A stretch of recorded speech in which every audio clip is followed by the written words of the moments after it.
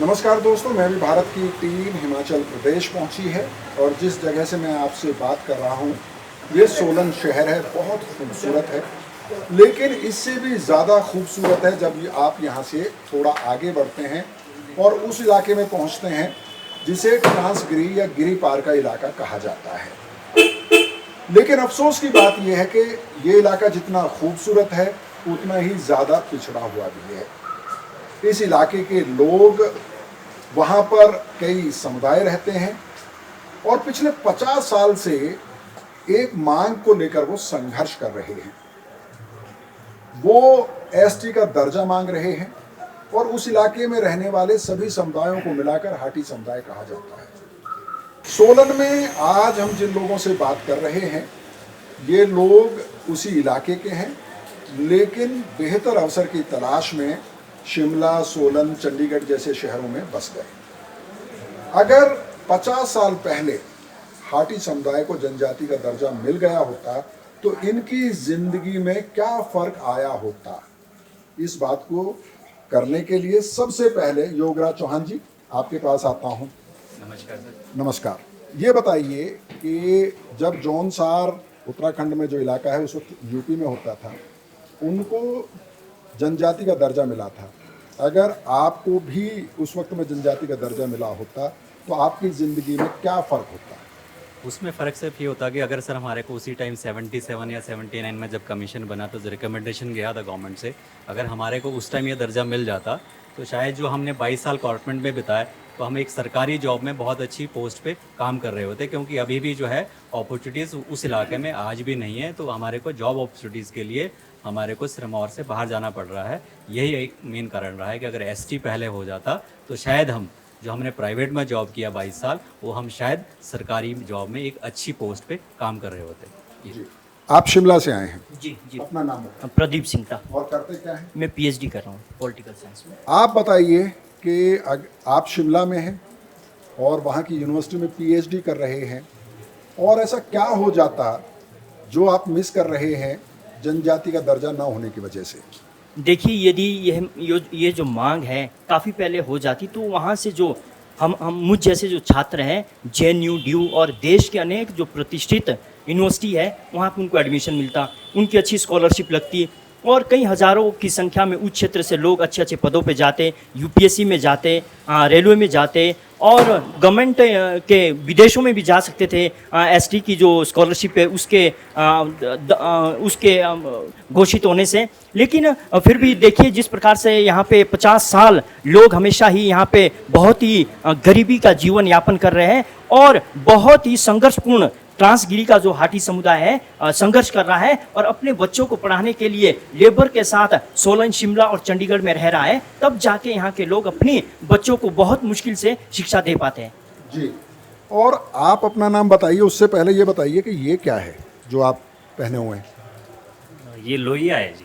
लोहिया है? हाँ जी, तो ये हमारा ट्रेडिशनल लो है वहाँ का, भेड़ की ऊन से बनता है और हाँ। जैसा हमारा इलाका ठंडा है, खूब बर्फ गिरती है, तो उसमें ये सर्दी से हमारी रक्षा अच्छा, करता बर्फ है। गिरती है वहाँ पे? 4-4, 5-5 फुट में जहाँ मैं 4-4, काम- 5-5 फुट हाँ जी, बर्फ गिरती है। 4 फुट गिरती तो 4-4, 5 फुट बर्फ गिरती है तो वहाँ तो खूब टूरिज्म होता होगा, नहीं? है। टूरिज्म कैसे होगा सर? रोड कनेक्टिविटी अभी आप जाएंगे उस क्षेत्र में तो देखेंगे कि ये नहीं पता लगता कि सड़क है कि गड्ढे में सड़क है कि सड़क में गड्ढे है, मतलब और वन वे रोड है। तो टूरिस्ट तो ऐसी जगह आ ही नहीं सकता। आप खुद जाएंगे तो ड्राइव करते हुए आपको दिक्कत आएगी क्योंकि वन वे रोड है और ढंगार है, तो थोड़ा डरता ही है बंदा कि ऐसी जगह लोग अवॉइड करते हैं। अच्छा रोड कनेक्टिविटी होती, नेशनल हाईवे, स्टेट हाईवे होते, डबल लाइन रोड होते, तो वो एरिया अच्छा एरिया है, मतलब टूरिज्म की दृष्टि से। यूरोप से भी आप कंपेयर कर सकते हैं, इतना खूबसूरत है। प्रकृति ने हमें बहुत बढ़िया चीज़ से नवाजा है, लेकिन सरकार के लेवल पे जो कनेक्टिविटी, रोड की कनेक्टिविटी होनी चाहिए थी और भी इंफ्रास्ट्रक्चर जो जी, होता चलिए है, वो तो अब हम वहाँ जाके देखेंगे। जी। लेकिन पहले तो माफ़ कीजिए, मेरे देखने वाले मुझसे नाराज़ होंगे कि आपका नाम अभी तक नहीं नाम पूछा। राजेंद्र सास्टा। राजेंद्र जी। राजेंद्र जी, आप क्या करते हैं फिलहाल? मैं यहाँ जॉब करता हूँ, गवर्नमेंट जॉब करता हूँ सोलन के अंदर। अच्छा, मुझे ये बताइए, आप सरकारी नौकरी में हैं, फिर भी आपको क्यों इस बात का मलाल है कि आपको जनजाति का दर्जा नहीं मिला है अभी तक? नहीं, इसका सरकारी नौकरी से कोई लेना देना नहीं है। हमारे जो कम्युनिटी हमारी हाटी कम्युनिटी या ट्रांसकरी में जो हम रहते हैं, तो अपने अलग कल्चर है और लोगों से थोड़ा सा हम औरों के भी शर्माते हैं यहाँ जाने में भी। मतलब अलग पहचान हमारी है, हमारी अपने कल्चर अलग है, हमारा रहन सहन, हमारा खान पान सब कुछ अलग है, तो इसलिए हम चाहते हैं। बाकी जहाँ तक सरकारी नौकरी की बात है, मैं खुद टीचिंग लाइन में जाना चाहता था, लेकिन फैमिली की हालत या कुछ ऐसी नहीं थी कि मैं बीएड नहीं कर पाया, आगे नहीं बढ़ पाया, तो किसी और लाइन में मुड़ गया। एसटी होता तो कहीं ना कहीं स्कॉलरशिप या उससे आगे बढ़ सकते थे जी। और मुझे कहीं ना कहीं करना। जब भी मैं आप जैसे लोगों से मिलता हूँ तो मुझे बहुत खुशी होती है कि अपने समुदाय में, अपने इलाके से बाहर निकलकर भी आप उन लोगों के बारे में चिंता कर रहे हैं जो पीछे छूट गए हैं और उनकी लड़ाई लड़ रहे हैं। संविधान में आदिवासी कौन है, जनजाति का दर्जा किसको मिलेगा, उसका क्या क्राइटेरिया होगा, इसकी कोई बंधी हुई परिभाषा नहीं है। कुछ मापदंड बताए गए हैं, मसलन कि मुख्यधारा के समाज के साथ उनका बहुत ज़्यादा संपर्क नहीं होता है, उनके प्रोडक्शन के जो औजार हैं वो प्रिमिटिव होते हैं, वगैरह वगैरह। बहुत सारी ऐसी बातें हैं, उस पर अलग से आपसे बात करते रहेंगे। लेकिन आप थोड़ा सा आगे आ जाइए, यहाँ आ जाइए, राइट में आइए। Very good. क्या नाम है आपका? मेरा नाम सर कुलदीप सिंह है। कुलदीप सिंह, क्या करते हैं आप? देख के तो फौजी लग रहे हैं। जी सर, देखो मैं कॉलेज में एनसीसी भी ज्वाइन किया था sir, NCC C certificate holder हूँ। मॉडलिंग में कभी ट्राई नहीं किया? नो सर, नो, इतना तो यहाँ तक पहुँच गए, यही बहुत है हमारे लिए। तो सर मैंने एमए कर रखा है, और एमए से पहले जो मैंने पढ़ाई कर रखी है वो पॉलिटिकल साइंस में किया हुआ सर। और जो मैंने यहाँ तक का स्ट्रगल किया है वो यहीं पे लेबर का काम करता था। मैं मजदूरी मैंने सोलन में ही कर रखी है, और मजदूरी करके मैंने एमए पॉलिटिकल साइंस किया मजदूरी करते हुए। जी सर।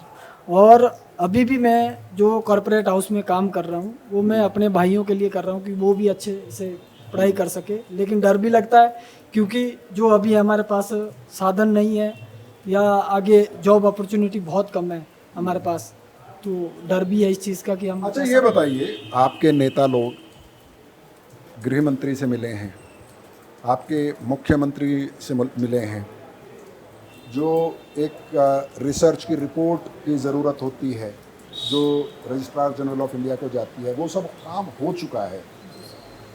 लेकिन भरोसा होता है कि अब तो मिल ही जाएगा जनजाति का दर्जा, या अभी भी दिल की धड़कनें कभी कभी तेज़ हो जाती हैं? नहीं सर, अब तो बहुत बहुत ज़्यादा उम्मीद, 99% हमें उम्मीद बिल्कुल आ गई है। और हमारा स्ट्रगल भी शायद भगवान कम कर दे, सरकार भी इसके बारे में सोचेगी, हमारे लेबर क्लासेस के बारे में और हमारे मिडिल क्लासेस के बारे में। जो हमारा अभी इंफ्रास्ट्रक्चर वहाँ का बहुत ही वेरी लो सर, सड़कें देखे, हमें एजुकेशन देखे, हॉस्पिटलिटी देखे, किसी भी चीज़ की हमें बहुत ज़्यादा। तो दोस्तों आप इन दोनों लोगों को देखिए। मैं जब भी आदिवासी इलाके में जाता हूँ वहाँ इतना मुश्किल जीवन होता है, इतने कम अवसर होते हैं, लेकिन उसके बावजूद जिस तरह की खूबसूरती, जिस तरह की जिंदा दिली नज़र आती है, वो मुझे हमेशा प्रभावित करती है। इनमें बताइए कि आप अगर आप मॉडलिंग की दुनिया से हैं, फैशन की दुनिया से हैं, तो आप देख सकते हैं कि इनमें 2 मॉडल थे जो नहीं बन पाए। और ऐसे कितने ही लोग हैं आदिवासी भारत में जो फैशन की इंडस्ट्री में, फिल्म की इंडस्ट्री में तहलका मचा सकते हैं। खैर, कोशिश कीजिएगा, बच्चों को भेजिएगा कम से कम। आप आ जाइए इधर। क्या नाम है आपका? कमल सिंह। कमल सिंह जी, क्या करते हैं? मैं गवर्नमेंट जॉब करता है जी। रिटायर हो गया हूँ जी। और रिटायर होने के बाद अपनी कम्युनिटी की लड़ाई लड़ रहे हैं। बिल्कुल। अब हम इस जो ये हाटी समुदाय है इसमें तन मन धन से जब तक ये काम हुआ सिरे नहीं चढ़ा जी, तब तक हम इसके लिए इस लड़ाई को लड़ते रहेंगे। 50 सालों से लड़ाई लड़ी है, अब भी हम इस लड़ाई को जारी रखेंगे जब तक ये हमारा हाटी का वो नहीं हुआ जी। और हाटी समुदाय के कई लोगों से हमारी मुलाकात हुई है यहाँ सोलन में ही। दोपहर से हम इन साथियों के साथ हैं। इनका कहना है कि हमारी 2 जनरेशन्स 50 साल में मौका गंवा चुकी हैं। अगर शेड्यूल ट्राइब का दर्जा उस वक्त मिला होता तो हमारी 2 जनरेशन कामयाब हो जाती। उनमें से चाहे वो राजनीतिक प्रतिनिधित्व का सवाल हो, चाहे वो रिसर्च स्कॉलर के तौर पे रिप्रेजेंटेशन का सवाल हो, आईएएस में रिप्रेजेंटेशन का सवाल हो, बाकी जगह भी शायद अवसर ज़्यादा होते हैं। ये बताइए कि आपकी लड़ाई सिर्फ इतनी है कि आपको जनजाति का दर्जा मिल जाए, या फिर आप शेड्यूल 5 का एरिया मांग रहे हैं या शेड्यूल 6 का एरिया मांग रहे हैं, उससे भी आगे कुछ मांगे आपकी? देखिए सर, इसमें एक बात है कि जो 50 साल गए वो तो ख़त्म हो गया पिछला हिस्सा। अब ये है कि अगर हमें अब भी ये दर्जा मिलता है, एक तो हमारी सबसे बड़ी बात ये है कि जो सड़कें हैं वो अच्छी बनेगी, और स्कूल, बच्चों के लिए एजुकेशन और टूरिज्म के लिहाज से हमारे एक चूड़धार जगह है, वो बहुत अच्छी जगह है और 14,000 फीट की हाइट है उसकी। अगर टूरिज्म के लिहाज से उसको डेवलप हो जाता है तो हमारे लिए एक बहुत बड़ी बात है। तो बेसिकली आप ये कह रहे हैं कि अगर आपकी मांग मान ली जाएगी तो ज़्यादा फंड्स आएंगे, ज़्यादा विकास हो पाएगा, Yes. आपके बच्चों के लिए और आने वाली जनरेशन्स के लिए ज़्यादा अवसर होंगे। आपने कहा कि 50 साल तो चले गए जी, लेकिन मैं ये मानता हूँ कि ये 50 साल आपके संघर्ष के इतिहास के तौर पर दर्ज होंगे। इसको आपने गंवाया नहीं है, आपने बहुत कुछ कुर्बान किया है, लेकिन शायद आने वाली जनरेशन्स को उससे कुछ फ़ायदा मिलेगा। आप अपना नाम मुझे बताइए। मेरा नाम उमेश चंद है जी, मैं एक्स इंस्पेक्टर हूँ, बीएसएफ से रिटायर। अच्छा, बीएसएफ में रहे, मुझसे नाराज़ तो नहीं है कि आपके पास इतनी देर में क्यों आया? नहीं नहीं सर, नहीं कभी, ये भी हमारी ही है ये जिनसे भी आप आपकी बात है, है। बहुत अच्छी बात है। तो ये बताइए कि हाटी समुदाय को अब मिला, आज मिले, कल मिले, लेकिन अब मिल जाएगा जनजाति का दर्जा, ऐसा तय माना जा रहा है। तो किस तरह के भाव आते हैं? संतोष होता है, अपने ऊपर अभिमान होता है, गर्व होता है, गुस्सा आता है कि 50 साल क्यों नहीं मिला, हमारे नेता पहले इतने ज़बरदस्त तरीके से क्यों नहीं लड़े? क्या किस तरह की फीलिंग होती है? फीलिंग ऐसी होती है सर, जब हमारा जीवन स्टार्ट हुआ तो उस टाइम हमने जो संघर्ष किया है, हम पहले हार्ट, जैसे मैडम ने पूछा है डॉक्टर उमीचंद कमल जी से मैडम कि को बीच में मत लाओ। हार्ट क्या होता है, तो हार्ट हम खुद अपने पीठ पर कर चुके हैं। अदरक लेके जाना ददहू शिमला, उससे वहाँ जो हाट होता था, जो सब्जी वगैरह घर के लिए ले आनी, गुड़ ले आना, वो अपने पीठ में एजिट वापस घर ले आना और फिर अपनी दिनचर्या भी पूरी करनी और अपनी पढ़ाई भी पूरी करनी। तो मैं मैट्रिक बड़ी मुश्किल से घर का काम करके घर से मैट्रिक किया। उसके बाद बीएसएफ में ज्वाइन किया, भर्ती हो गया था। बीएसएफ में नौकरी करते करते अपने बच्चों को पढ़ाया। बच्चे आज अभी इतने सेटल्ड नहीं हैं।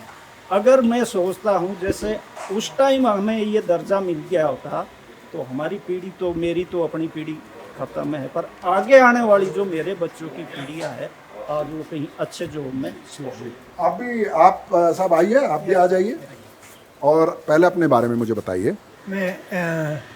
मेरा नाम दर्शन सिंह है, मैं एक्स सर्विसमैन हूँ।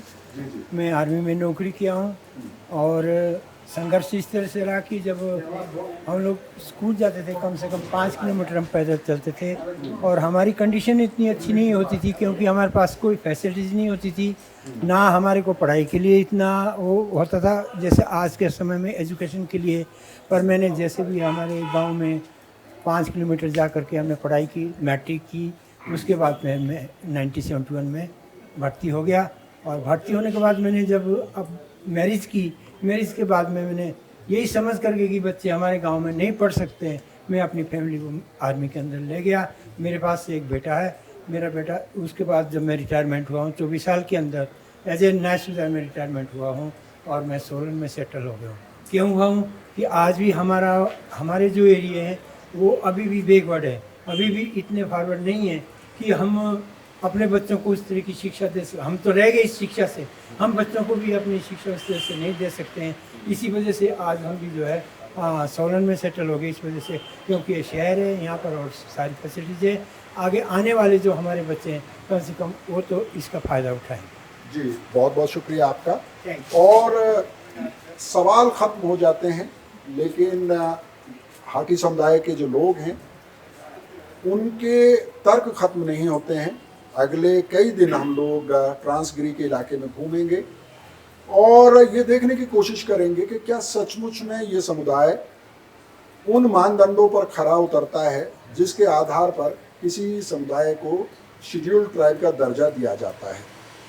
शेड्यूल्ड ट्राइब का दर्जा दिया जाना एक तरह की संवैधानिक सुरक्षा होती है, एक तरह का संवैधानिक अधिकार होता है, एक तरह की गारंटी होती है उन लोगों को जो मुश्किल इलाकों में रहते हैं, मुश्किल ज़िंदगी जीते हैं और एक ख़ास तरह की संस्कृति और जीवन शैली का पालन करते हैं। तो दोस्तों, मैं भी भारत की टीम का ये सफ़र काफ़ी पहाड़ी दुर्गम इलाकों में होगा और वहाँ की कहानियाँ आपके लिए लेकर आएंगे। बहुत बहुत शुक्रिया।